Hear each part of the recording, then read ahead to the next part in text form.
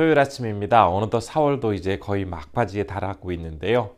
우리 성도님들 오늘 하루 귀하게 보내셨으면 좋겠습니다. 민수기 20장 1절에서 13절의 말씀 먼저 함께 보겠습니다.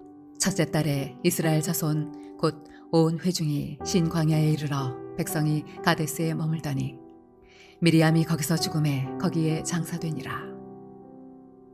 회중이 물이 없으므로 모세와 아론에게로 모여드니라.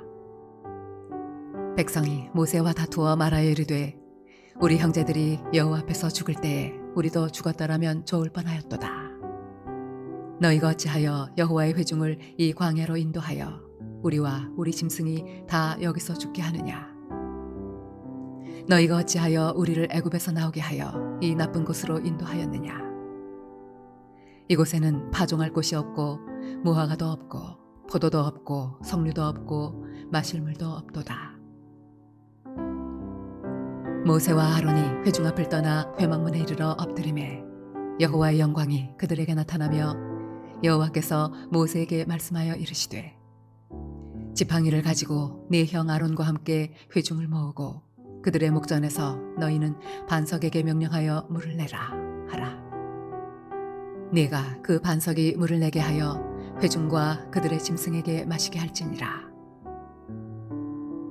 모세가 그 명령대로 여호와 앞에서 지팡이를 잡으니라. 모세와 아론이 회중을 그 반석 앞에 모으고 모세가 그들에게 이르되 반역한 너희여 들으라. 우리가 너희를 위하여 이 반석에서 물을 내랴 하고 모세가 그의 손을 들어 그의 지팡이로 반석을 2번 치니 물이 많이 솟아나오므로 회중과 그들의 짐승이 마시니라.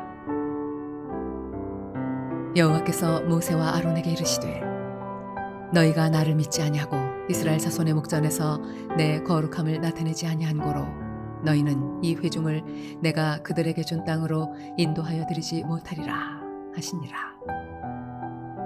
이스라엘 자손이 여호와와 다투었으므로 이를 무리바 무리라 하니라.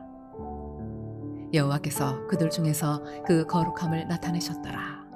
어제 살펴보았던 민수기 19장과 오늘 주신 20장 사이는 장수로는 한 장이지만 시간적으로는 무려 38년의 간격이 있습니다. 이스라엘 백성들이 처음 가데스 바네아에 도착하였을 때 그들은 12명의 정탐꾼을 가나안 땅에 보내게 되죠. 하지만 10명의 부정적인 보고를 접하면서 백성들은 크게 실망을 합니다. 그리고는 모세와 아론 그리고 하나님을 향해서 원망을 늘어놓게 되는데요. 이 이유 때문에 출애굽 1세대들은 가나안 땅에 들어갈 수가 없게 됩니다. 결국 38년이라는 긴 시간 동안 방황 생활을 하면서 자연스럽게 이제 이 이스라엘 백성들은 출애굽 2세대로 세대 교체가 이루어지게 되었습니다. 그리고 나서 이제 가데스 바네아에 이제 새롭게 세대 교체된 이스라엘 백성들이 다시 서게 되었습니다. 20장 1절의 첫째 달이라는 의미는 바로 그들이 이집트에서 나온 지 40년째 되는 해의 첫째 달을 의미합니다. 가데스 바네아에서 이제 그들이 제일 먼저 겪게 된 사건은 모세의 누이였던 미리암의 죽음입니다. 지금 모세의 나이가 120세이니 미리암은 적어도 한 130살 이상은 되었을 것으로 보고 있는데요. 왜냐하면 동생 모세를 살리기 위해서 갈대 상자에 아이를 담아서 나일강에 흘려보낼 정도가 되려면 적어도 10살 이상의 여자아이였을 것으로 예상하기 때문에 적어도 미리암은 지금 130살 이상이 된 상태에서 세상을 떠났을 것이다 라고 보고 있습니다. 광야 생활을 하는 중에 미리암은 모세가 구스 여인을 아내로 취한 것에 대해서 그를 비방했다가 문둥병에 걸렸던 적도 있지만 대체적으로는 이 40년의 시간 동안 모세와 아론을 도와서 정말 여성 지도자로서의 역할을 훌륭하게 잘 감당하였습니다.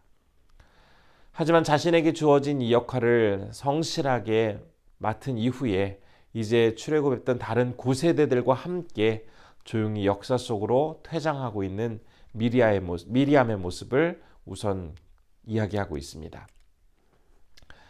그런 뒤에 이제 2절부터 9절까지의 말씀 속에는 가데스 바네아에서 일어났던 또 다른 한 가지 사건을 기록하고 있습니다. 마실 물을 찾지 못했던 백성들이 모세와 아론을 찾아와서 원망하고 있습니다. 처음에 말씀을 드렸던 것처럼 지금 가데스 바네아에 서 있는 세대들은 출애굽 2세대들입니다. 그리고 이들은 이제 얼마 후면 가나안 땅에 들어가서 그곳에서 살아갈 사람들이었던 것이죠.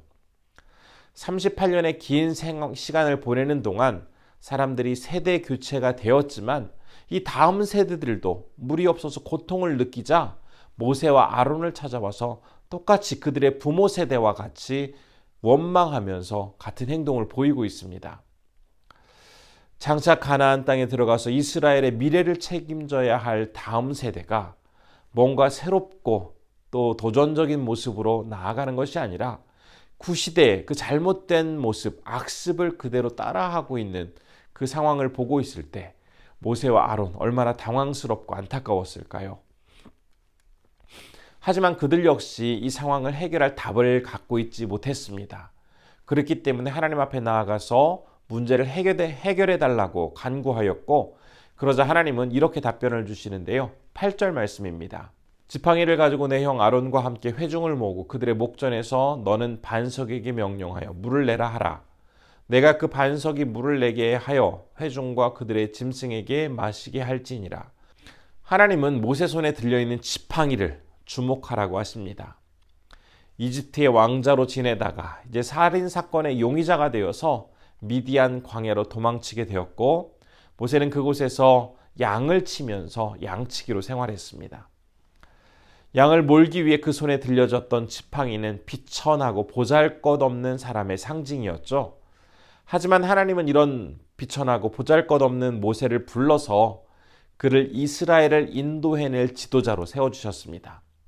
그리고 그의 손에 들려져 있던 지팡이는 이제는 하나님의 임재의 상징이자 권세와 능력을 나타내주는 그런 아주 막강한 도구가 되었습니다. 그의 권능의 지팡이를 들어 보이며 백성들을 모으라고 하십니다. 그러면 하나님께서 반드시 도와주실 것이다 라는 그런 약속이 포함되어 있었던 말씀이죠. 백성들은 모세의 지팡이가 하늘로 올라가는 것만으로도 그 권위를 충분히 인정하였고 모두 모세에게 집중하였을 것입니다. 그런데 그 이후에 하나님의 말씀을 우리가 주의 깊게 살펴보았으면 좋겠습니다. 이번에는 백성들을 위해 물을 내기 위해서 과거 르비딤에서 했던 것처럼 지팡이로 바위를 치는 것이 아니라 반석에게 명령하여 물을 내라 라고 하십니다. 아주 새로운 방법인데요.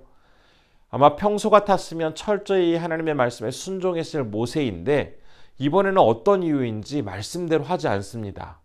대신 과거 자신이 성공했던 그 방법을 그대로 따라하고 있는 것을 볼 수가 있습니다. 이러한 모세의 해석에 대해 참 여러 가지 해석들이 있지만 분명한 한 가지 사실은 지금 이 상황에서 모세는 가장 확실한 방법이라고 생각한 그것을, 즉 과거에 해서 효과를 보았던 그 자신의 경험과 자기 능력을 의지하면서 행동하였다라는 사실입니다. 그 결과 그는 하나님의 말씀에 결국 불순종하는 그런 안타까운 모습을 보이게 되어지는데요. 마치 아담과 하와가 에덴 동산에서 하나님의 말씀을 잘 순종하며 살아가다가 어느 순간 그만 그 말씀에 불순종하여서 선악과를 따먹게 되므로 그로 인해서 결국 에덴 동산에서 쫓겨나는 비참한 신세가 된 것처럼 모세 역시 이때 한순간의 불순종으로 인해서 결국 약속의 땅 가나안에 들어가지 못하는 그러한 심판을 받고 말았습니다. 참으로 지금까지 40년 동안 자신에게 맡겨진 일들을 참 잘 감당해왔고 훌륭한 리더로서 좋은 모습을 보여주었지만 한순간 하나님의 그 뜻과 구원 계획에 대해서 온전히 신뢰하지 못해서 결국 커다란 불순종의 죄를 짓고 말았습니다. 우리는 이 사건을 보면서 의롭고 훌륭한 모세라고 할지라도 결국 연약한 한 사람에 불과하다는 사실을 다시 한번 배우게 됩니다. 특별히 인간은 하나님 앞에 서는 그 순간까지 결코 이 긴장을 늦추지 말고 죄에 대해서는 아주 민감함을 가지고 끝까지 살아가야 한다는 것을 이 말씀을 통해서 분명히 배우게 됩니다. 하나님 말씀에 대한 순종은 아직 때가 덜 탄 순수한 어린 신앙을 가진 사람만 해야 하거나 중요한 책임을 하고 있는 어떤 교육자들만 더 순종해야 하고 그렇지 않은 사람들은 조금 덜 순종해도 되는 것이 아닙니다. 하나님 앞에서는 남녀노소, 빈부, 귀천, 신앙 연수에 상관없이 모든 사람이 어린이처럼 아주 겸손하게 그분의 말씀을 따르며 온전히 순종해야 합니다. 어떤 상황에서도 하나님만을 바라보며 그분께서 명령하신 대로 살아가게 될 때 진정 아름답고 복된 인생을 살 수가 있습니다. 새롭게 주어진 이 하루를 살아가게 될 때 내 경험과 지식으로 어떤 분명한 성공의 경험이 있고 그동안 잘해왔던 그 자신만의 그 능력을, 실력을 의지하기보다는 하나님의 그 말씀 앞에 모든 것을 내려놓고 겸손하게 순종하는 모습으로 살아가시는 우리 귀한 성도님들 되시기를 진심으로 축복합니다. 기도하겠습니다. 첫 번째로는 나의 경험, 나의 능력보다도 하나님의 말씀을 더욱 신뢰하며 온전히 순종할 수 있는 믿음을 갖게 해달라고 기도했으면 좋겠고요.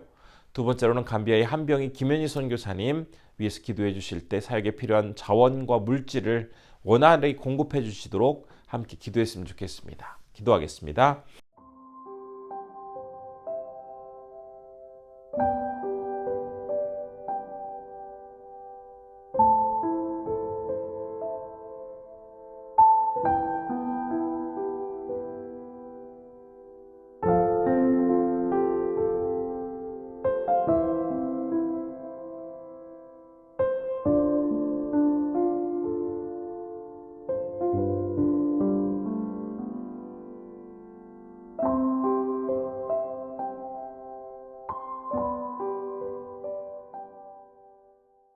고마우신 아버지 하나님, 오늘도 우리에게 귀한 하루를 허락하여 주시고 이 시간 말씀을 통해 하나님의 말씀을 우리가 끝까지 순종하는 자로 살아가는 것이 얼마나 어려우면서도 참 복된 일인지를 다시 한번 생각해 봅니다.